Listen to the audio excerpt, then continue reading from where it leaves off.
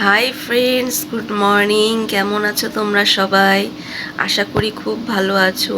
আমিও খুব ভালো আছি। দেখো, চৈত্র মাসের আর বেশি দিন কিন্তু বাকি নেই। ওই জন্য হাজব্যান্ডের আসতেও একটু রাত হচ্ছে, 12টা 12:30 বেজে যাচ্ছে। তারপরে খেয়ে ঘুমাতে ঘুমাতে মানে সকালবেলা উঠতেও দেরি হয়ে যাচ্ছে। আজকেই দেরি হয়ে গেছে, 7টা বেজে গেছে, 7টা 7:30 বাজে। ঘুম থেকে উঠলাম, উঠে মুখ টুক ধুয়ে নিলাম।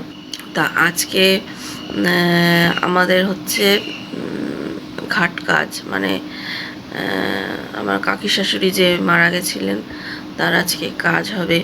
তা আজকে প্রচুর কাজ আছে, প্রচুর কাজ। মানে কাঁচা ধোয়া করতে হবে, তারপরে সব কিছু ধোয়া পাকলা করতে হবে, তারপরে এদেরও মাথা টাথা ঘষে নিতে হবে, প্রচুর কাজ। তারপরে হাজব্যান্ড দোকানে যাবে, রান্না বান্না করতে হবে, প্রচুর কাজ। তো ঠিক আছে, আমি আর বেশি কথা বলতে পারছি না, কারণ আমাকে অনেক কাজ করতে হবে, মানে সকালবেলায় সব কিছু করতে হবে।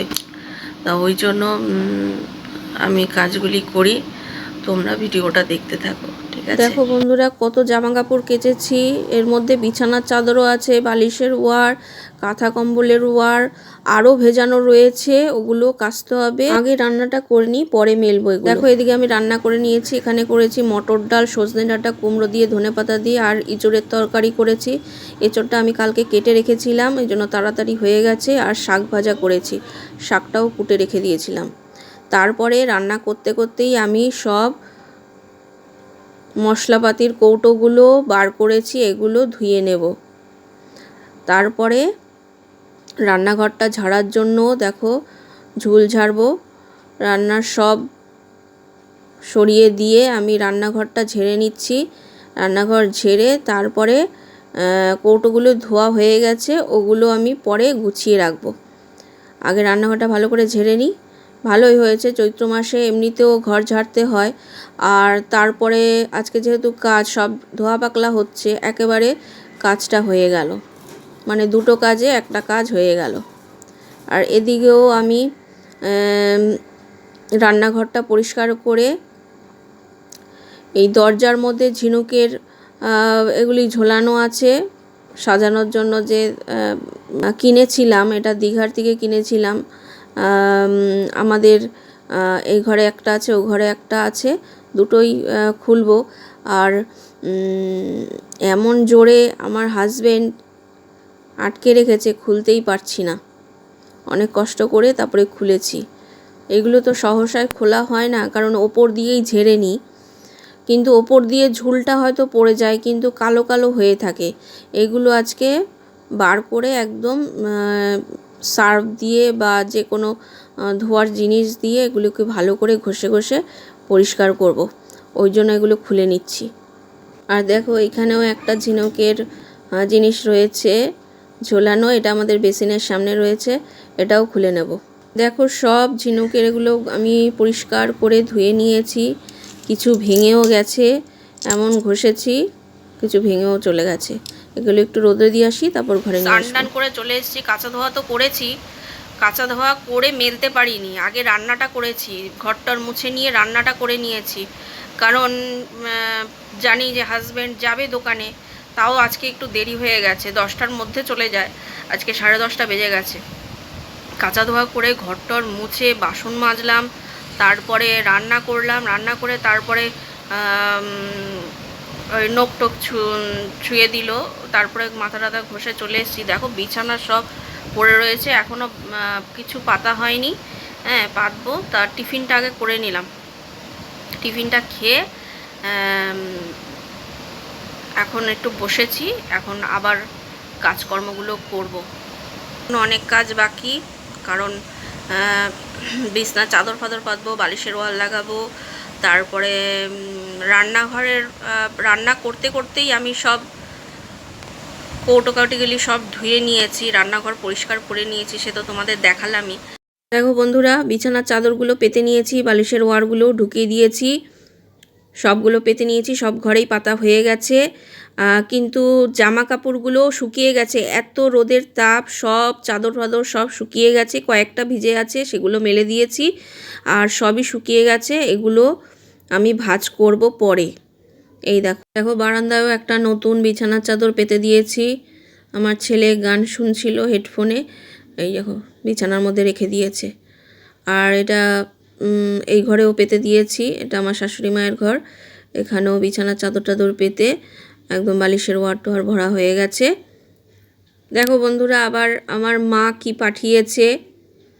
আমার মা আবার আমার জন্য একটা নাইটি পাঠিয়েছে, এই দেখো গোল গলা নাইটি।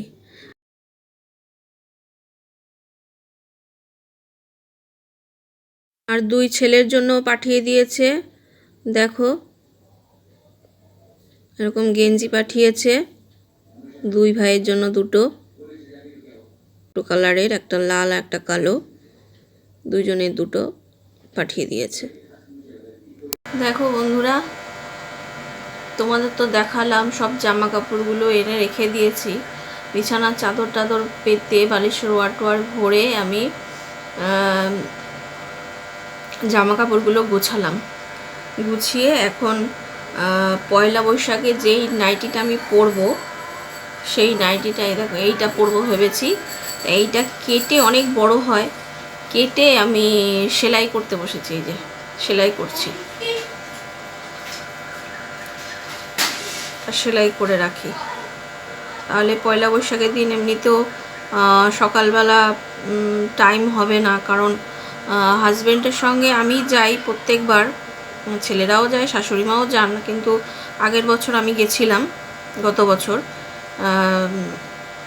পুজো দিতে, মানে হালখাতার খাতা আর লক্ষ্মী গণেশ নিয়ে গেছিলাম পুজো দিতে মন্দিরে। তা ওইখান থেকে হাজব্যান্ড একেবারে দোকানে চলে যায়, আর আমি এদিকে চলে এসে মানে বাড়িতে রান্নাবান্না করে পুজো টুজো দিয়ে আমি বিকেলবেলার দিকে আমি দোকানে যাই। তা ওই জন্য টাইম পাবো না।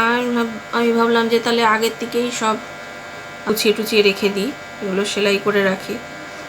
বাইরের থেকে প্রচণ্ড হাওয়া দিচ্ছে, এইবারে তো আর কালবৈশাখী হলো না, চৈত্রের শেষে তো কালবৈশাখী একটা হয় ঝড়, তবে প্রচুর হাওয়া দিচ্ছে, হাওয়াটা দিলেও মানে ভালো লাগে। তাই এই যে সেলাই করতে বসেছি, সেলাই করি, তারপরে ছেলেরা বলতে বড় ছেলে টিউশন যাবে, আর ছোট ছেলে খেলতে গেছে, এখনো আসেনি। তো আসলে তারপরে একটু টিফিন বানাবো। আর দুপুরের বাসন এখনো মাজা হয়নি, দুপুরের বাসন মাজবো, এটা সেলাই করে গিয়ে তারপরে বাসনটা মাজবো। বাসন মেজে টিফিনটা বানিয়ে তারপরে আবার রাতের খাবারের জোগাড়। সেইটাই বলছি, সারাদিন যা ধকল গেল, মানে এই কটা দিন পুজোর সময় আর চৈত্র মাসে একদম মানে হাজব্যান্ডেরও দোকানে একদম নাবিশ্বাস উঠে যায়, আমারও ওইদিকে ঘরে। মানে তবে একটা ভালো হয়েছে কি, চৈত্র মাসে তো এমনিও ঘর সবাই ঝাড়পোছ করে, দোকান সব ঝাড়পোছ করে, তা আমার হাজব্যান্ড দোকানটা আগেই ঝেড়ে টেড়ে নিয়েছে, কারণ চৈত্র মাসের সংক্রান্তির দিন আমার হাজব্যান্ড বাড়িতে আসে না, দোকানেই থাকে, ওখানেই ঝাড়পোছ করে। পরের দিন ভোরবেলা মানে পয়লা বৈশাখের দিন ভোরবেলার দিকে আসে, এসে স্নান টান করে পুজো টুজো দিয়ে আবার চলে যায়। তা এইবার বললো যে আমি আগেই সব ঝেড়ে পুছে নিয়েছি, শুধু একটুখানি ওপরটা ঝাড়লেই হয়ে যাবে। তা ভালোই হয়েছে, আমারও এদিকে ঘরের সমস্ত ঝাড়া হয়ে গেল। চৈত্র মাসে তো এমনিও ঝাড়তাম, আর যেহেতু একটা ওষুধ উঠলো, ভালোই হয়েছে, মানে দুটো কাজে একটা কাজ হয়ে গেল, বা একটা কাজে দুটো কাজ হয়ে গেল। যতটুকুই আছে, যা আছে সেইটুখানি গুছিয়ে গাছিয়ে রাখি, আর বেশি কিছু চাই না ভগবানের কাছে।